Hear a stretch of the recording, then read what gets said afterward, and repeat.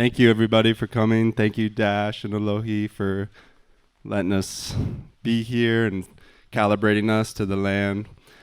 I consider myself a professional amateur mycologist, so there's still a lot I don't know, and I think a lot of you are here because you're also eager to learn. And there's so many aspects of mycology, right? We have our cultivators, we have our taxonomists and mycologists, we have our medicine makers, so people interested in remediation and healing the land. There's so many things that fungi can do and offer for us. So there's a lot of mixed interests here, so just keep that in mind. A few more housekeeping things. We have a identification table over here of some specimens that we've been finding so far. We're definitely going to have Don double check us. The world of mycology is so much in flux. We're learning so much more every day, as I'll highlight in this presentation. We still don't know a lot, so we're all learning this together, and just keep that in mind. Without further ado, I'm just going to hop in. The rest of the presentations today are kind of dependent on a foundational knowledge of what is fungi. What do we know? What do we don't know? So I'm just going to bring us all a little up to speed just to have reverence and context for that. So the fungi kingdom is everywhere at every time, flying through the air, the land, the sea. From the micro to the macro, this is a picture of the largest organism in the world, which is a mycelial mat in the Blue Mountains of Oregon. They're allies, but they're also enemies. We have fungus infections, believe it or not, but also thousands of medicinal properties that are withheld in them. And fungi are actually more closely related to us than they are to plants. In ecology, they're absolutely necessary, from preservation, working symbiotically with all the plants in agriculture and the wild that help them absorb nutrients and just can break down minerals in the soil to give them food. Agriculture, both using them as a food source, but also helping our plants to optimize their growth. Alternative materials, people working on styrofoam replacements and other packaging, remediation, breaking down oil, pesticides in the ecosystem, and then obviously pharmacology, like medicine. However, with all that they do, we still only know 7% of the world's entire fungi kingdom. For context, that's about 120,000 species out of a 3.8 million. Keep in mind, this is the entire fungi kingdom. Mushrooms are just a small part of that, which I'll show in a second. And partly that's because scientists thought mushrooms and fungi were plants until the 1970s. If you walk in any university, you'll see huge stone buildings that say botany, but seldom any that say mycology. So just to give context, this is a new field. Even, I believe Don was just telling me earlier today that people didn't know much when he and Dennis started their journey, and So, and that said, they actually outnumber plants 6-1. So for every one plant species, there's 6 fungus. So a little history deep dive real quick. The first forms of fungi occurred 2.4 billion years ago, and these was just aquatic fungi. This is before plants existed. The world would not let animals or vertebrates live here yet. About a billion years later, fungus moved to the land. The first terrestrial fungi began to occur. And we actually have the oldest mycelial fungi fossil, which was recently just found in 2020, or the literature was published in 2020, which occurred 810 million years ago. Eventually, plants get to land via fungus through the forms of lichen. This is recently kind of contested by some scientists, but this is still mainstream thought, the lichen were the first forms of plants, and it's actually a symbiotic relationship between fungi and plants, which still is represented in our world today. So anytime you see a lichen, just know that is an expression of an ancient technology. That common ancestor we have is dubbed Loca, the last opisthocont common ancestor. And that's what it looks like. That's our great uncle that we share with fungus. Most of you will probably recognize this if you're fans of Uncle Paul Stamets, but Prototaxides occurred 200 million years later. And it was these huge, towering forms of fungus that look like pillars, 3 feet wide and up to 26 feet tall, and they occupied the earth, eventually going to extinct. As to why, we're not sure. But then 100 million years later, the beginning hypha filamentous lineage forms began to form. And that's referring to these bottom parts here. So like what makes mushrooms today is the hyphae below in the mycelium, which we'll talk more about. Mass extinction event occurs, life renews. You'll see a pattern here. More extinction events. The first guild mushrooms form. Another mass extinction forms. Ash blocks the sun. This is one likely attributed to a meteor. So the sky darkens, make it inhospitable for other life, but fungi take over the world. Life eventually renews, and that brings us to present day. Whew. So now this is kind of the current understanding and breakdown of the fungus kingdom. We have several phylum, which make it up. Anything that you know as a mushroom pretty much falls inside Basidiomycota, which has 50,000 species. There's some that occur in Ascomycota, like your morels and some others, cup fungi, but mostly everything you know as a mushroom occurs in Basidiomycota. So that's this top right area. And just for more context of how they categorize that, it has to do with the actual spore structure underneath and how it reproduces. The basidia is the name dubbed of the spore ejection system here, how it disperses. And Ascomycota is a little different. It's in this like linear sac. That's how that's organized. So you'll see, your typical stem and cap, your brackets, coral, puffballs, jelly, and then rust and smuts as well. Schmutz. The mushroom is broken down often like this.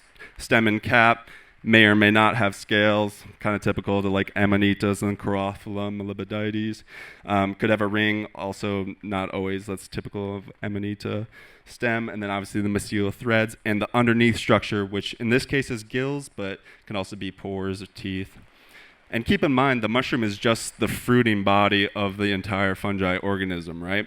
So there's still the rest of the tree, which in the mushroom's case is actually the mycelium. So mushrooms eject spores, like that's their version of seeds. They grow into hypha.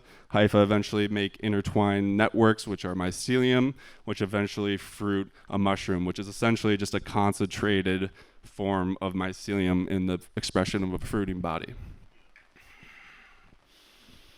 And the mycelium is pretty cool. It's one cell wall thick. It runs pretty much throughout the entire earth underground or in its host if it's decaying something. They say in a single cubic inch of soil, there's 8 square miles. So just to give a sense of how prolific it is in our environment. And the entire ecosystem is pretty dependent on the mycelium and sharing information, sharing nutrients. Here's a picture from Noah's lab back in the day.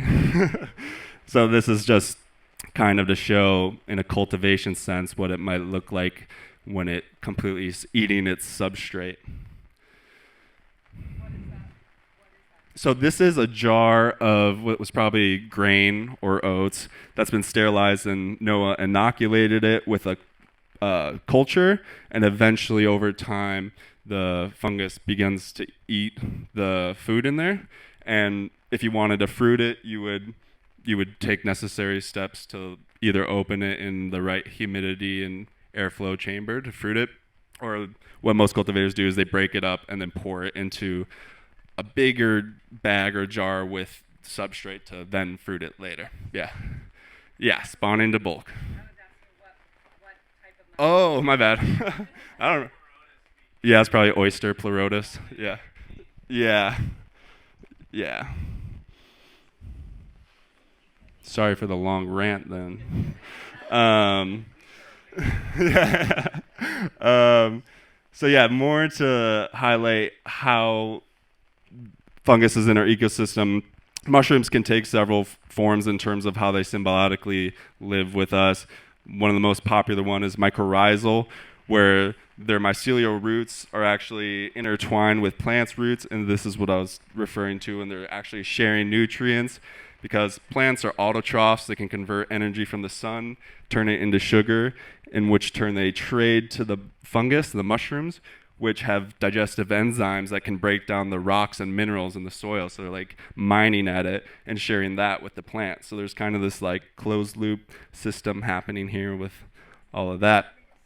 And alternatively, they could be saprophytic, which is when they grow on dead or decaying things, or coprophilic, where they grow on dung. So that's kind of two of the bigger versions of fungus in our world. By the way, there's a pop quiz, so if you want to win stuff, just be taking notes. This girl's going to win for sure. She's taking notes. So I did a little breakdown of mushrooms. As of right now, there's a roughly 50,000 species we know. 98% of them are non-poisonous. They're edible. That doesn't mean you want to eat them. They might be like really hard, tough, not delicious. 2% are poisonous. Big issue is a lot of the poisonous ones are like pretty, they look like edible ones. They're like brown stem and cap or white stem and cap. And 0.1% are choice edible. So only 40 to 50 species are delicious. So that's your oyster, chicken of the woods, morel, you guys know these. And again, the undersides can have gills, pores, or teeth, which is critical to making an identification is the features on the underside of a cap. That's one big thing, and also like how the gills connect to the stem and all sorts of stuff, which we can break down more by the identification table later.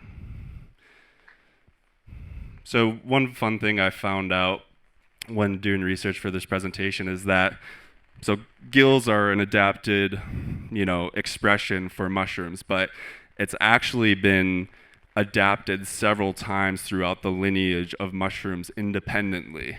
So what that means is like they've come to the conclusion of gills as a good spore ejection system several times independently, which is just interesting. So like gills didn't exist here on this form of Lentenniellus, then they existed, and same for Pleurotus and Panis rudis. So kind of independent morphological conclusions that they've come to. If you another identification technique and also propagation technique, if you want to cultivate mushrooms, is to take a spore print, which is where you would cut off the stem, put the mushroom face down on a piece of paper. Depending on the spore color will determine what sort of material you use, because there can be white spores. So just something to know there. So this is actually like millions of spores that have been left like a thumbprint on this piece of paper. It does look like mycelium.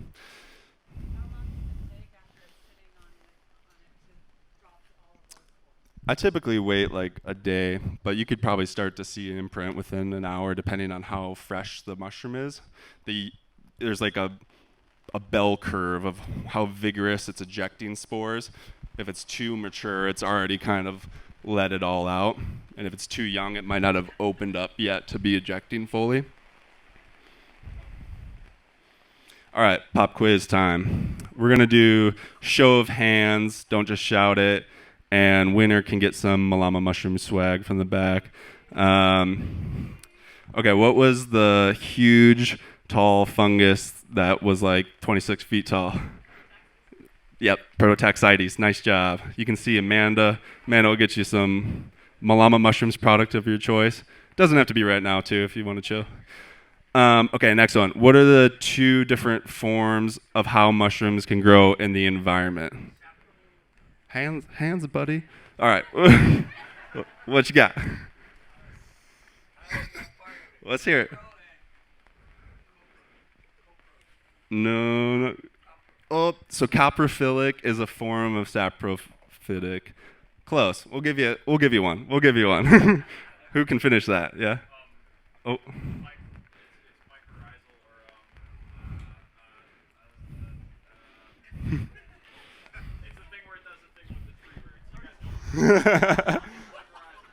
One of them is mycorrhizal, yep, and the other is saprophytic. All right, half points both. You each get one. Okay, the other one was what was it? Oh, what's the name of the phylum that most mushrooms fall under? Nice, cool. Woo, good job. That's it for that quiz. All right, so that's just some quick context, bringing everybody up to speed on fungus, on how a professional amateur interprets the literature. There's probably nuances there, some things I might have gotten wrong, which feel free to educate me otherwise. But now I'm going to kind of transition into Hawaii and make the way for Don in a second. So this is where we are right now. Hawaii is one of the most isolated archipelagos in the world. However, it is an amazing place to settle to study natural history.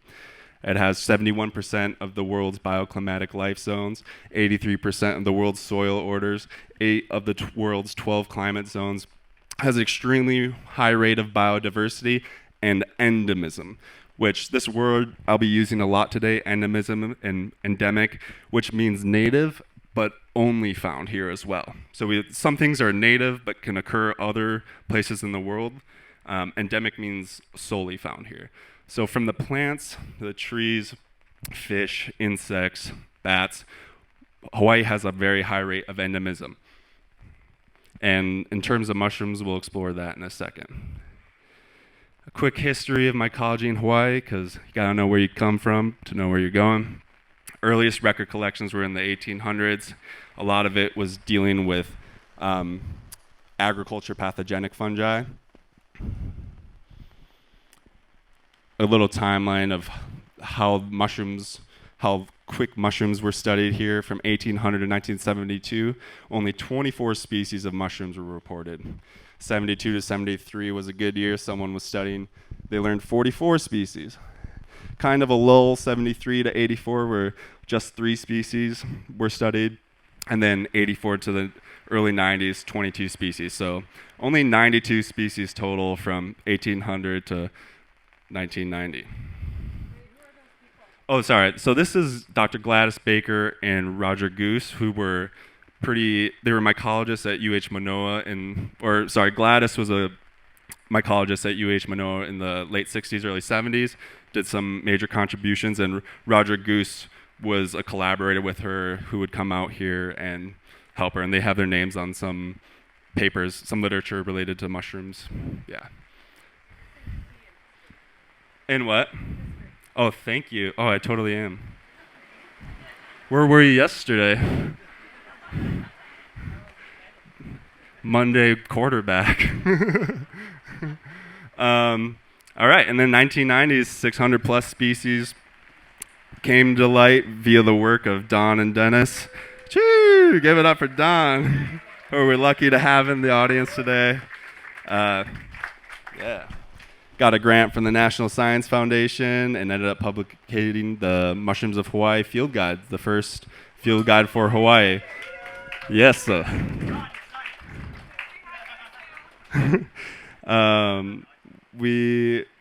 A lot of you, this is your bedside tome, what you read to sleep every night to get you excited to wake up the next morning. I know it is for me. You'll see my copy over there is very weathered. It's an amazing field guide considering, they had a lot of collaborators, but these 2 dudes just scouring the islands, finding mad mushrooms and documenting them.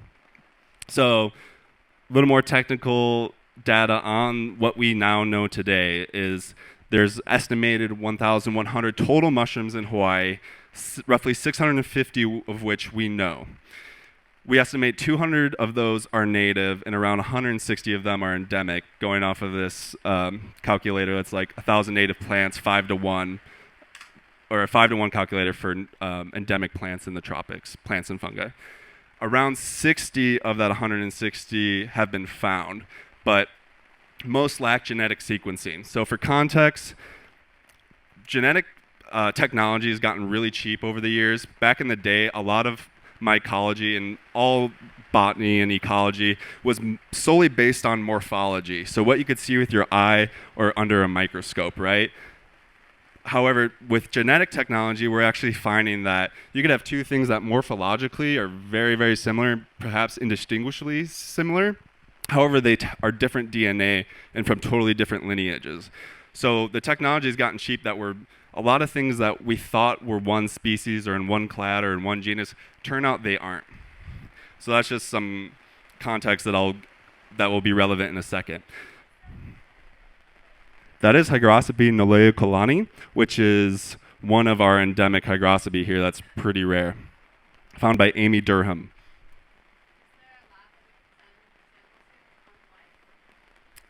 Yes and no. As I continue, you'll probably get a little more context into that. So there's not like a citizen science lab that exists as far as I know right now that would be open to that. You know, UH might have that technology, and I think like most academic institutions, they're at their wits' end with budgets and grants and stuff that they definitely don't have the bandwidth to just like, yeah, send us your mushrooms.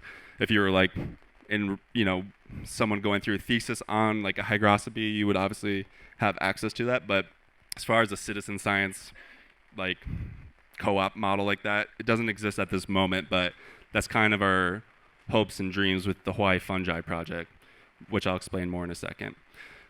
Something interesting is that 94% of the mushrooms of Hawaii are saprophytic, so they grow on dead or decaying things, or coprophilic, and only 6% are ectomycorrhizal, so they grow in association with other trees. However, at the time of writing Mushrooms of Hawaii, we knew of none mycorrhizal that grew with native trees, which is kind of interesting. However, in 2014, at UH Manoa, Nicole Hinson's lab found 4 species of fungi that grow mycorrhizally with Pisonia sanguinensis. I can't really say that, but it's a native plant called kaulu. And these 4 mycorrhizal mushrooms and fungus were the Clavulina species, Russula, and Scleroderma, which are those 3 mushrooms, and then there's a microscopic fungi too, which is the Tomentella. So that's kind of a game changer, and I asked them if they wanted me to include anything for them in this, and they wanted to let you know that they're alive and well. So they're definitely awesome people over at that lab. I kind of want to go just like sit in on some classes if I'm ever over there, and encourage you guys to check them out. So just kind of giving a little more intro, and then Don's going to do a really good job of showing you more of the mushrooms of Hawaii. Mushrooms of Hawaii have a variety of size range. We have edibles.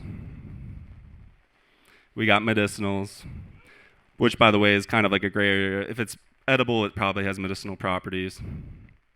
We have some poisonous ones, so yeah, this is a good caveat to make right now. Don't eat anything from the land today that you're not 1,000% sure on its identity, and even then, maybe don't.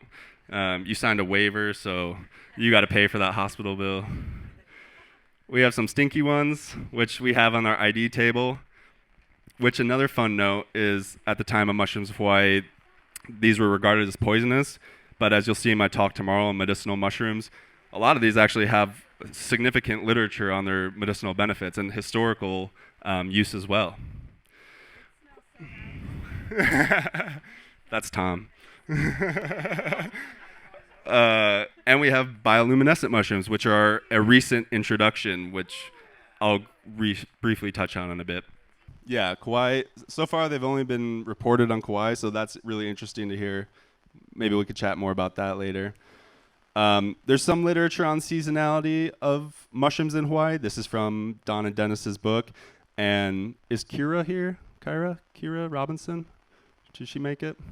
All right, she was going to be in attendance, but her and Jeff Stallman, my co-founder of Hawaii Fungi Project, just published this, which is some literature that's taken data from a lot of findings and put it into some take-home information. So I just highlighted this slide to add 2 bullet points. So from all this that we know, it seems there's likely 450 mushrooms left to find here. And by find, they've probably been found, like you'll see in a second, we found many mushrooms we don't know. The issue is bringing them to, the literature, giving them proper names, so on and so forth. And of those, there's probably likely 100 endemic left to be found. So endemic meaning native and only found here. So if that doesn't make you want to just go run in this rain and look for mushrooms, I don't know what will. So seeing this information and being a very enthusiastic mushroom person, I was looking for institutions that were like working on this, and it turns out there's not a lot happening on here. After Don and Dennis published the book, they're obviously working on it, but they're working on other projects. And the UH system, they're doing their own fungus stuff. There's no organization really working on it. So I was inspired by a project in California, the Citizen Science, who essentially published the best field guide over there. It's just this dude that's just looking at mushrooms, and he's not an academic or anything. So I wanted to apply that model here. So me and Jeff Stallman, who is my collaborator, who can't be here today because he's getting his PhD in mycology, co-founded the Hawaii Fungi Project, which is essentially a citizen science dedicated mission just to learning and describing and characterizing the mushrooms of Hawaii.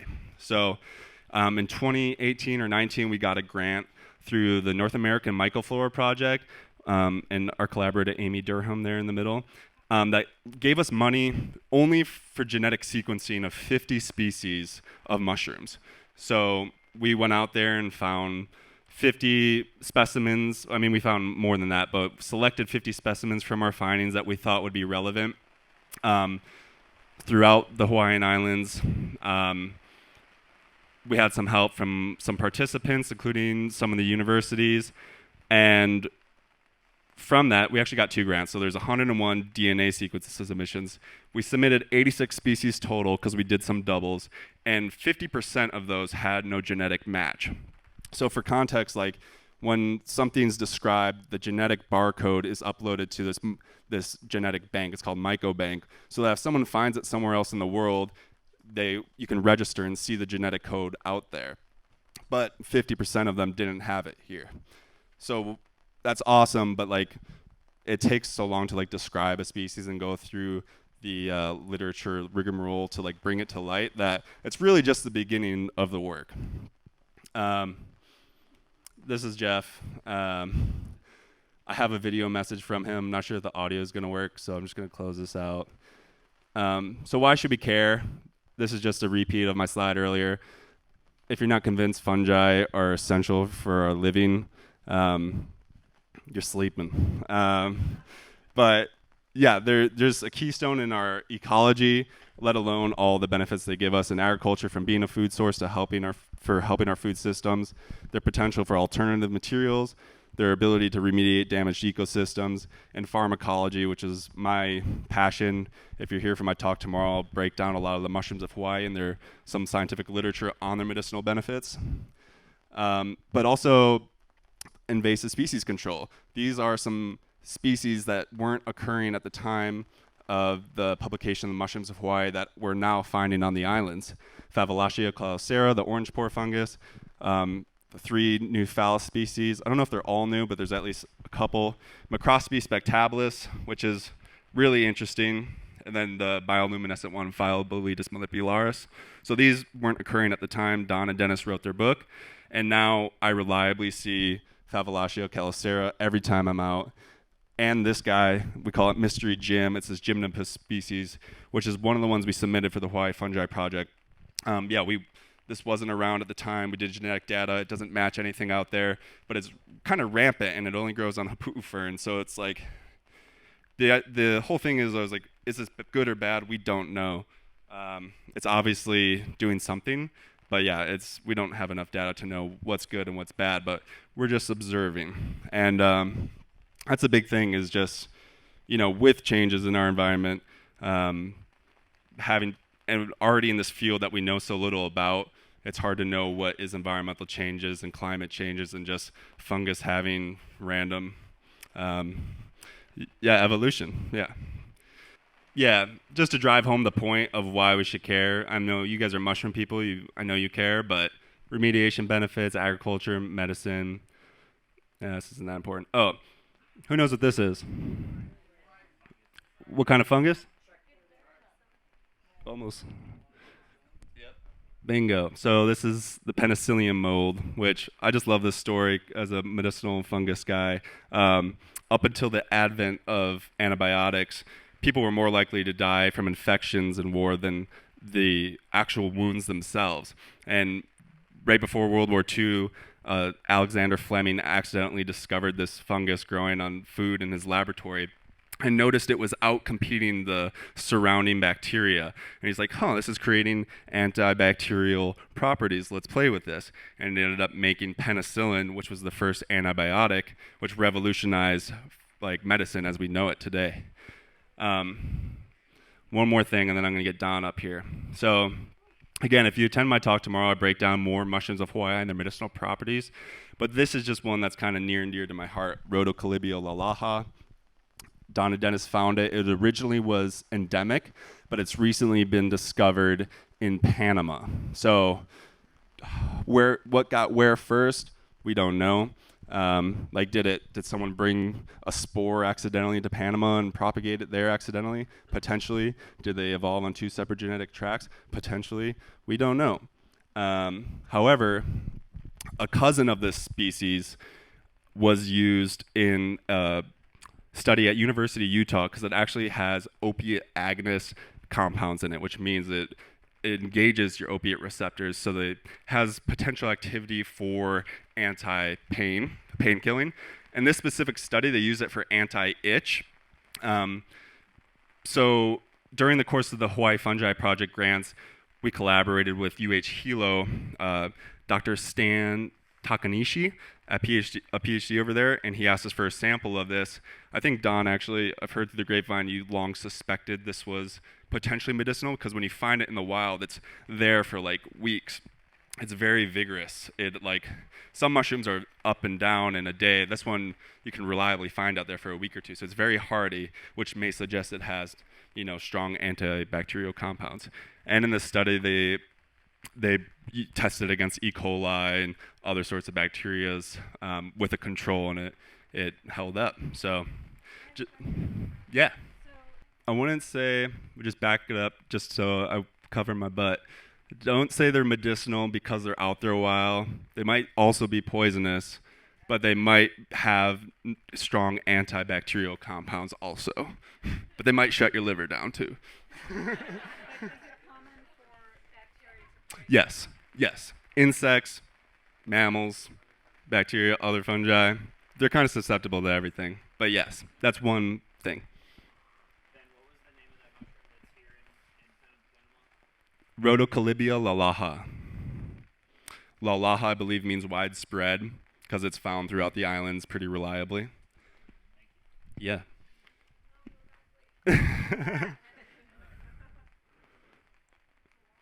It's a long one. It's fun to say though once you get it. RHODOCOLLYBIA space LAULAHA. I win some Malama mushrooms. And I can get you guys this information later too. So here's some more medicinal mushrooms. Why this will be what my talk is on more tomorrow. And without further ado, let's maybe take a 5 to 10 minutes, get up, stretch, grab some water. I'll get Don set up here, and let's get the main guy up here.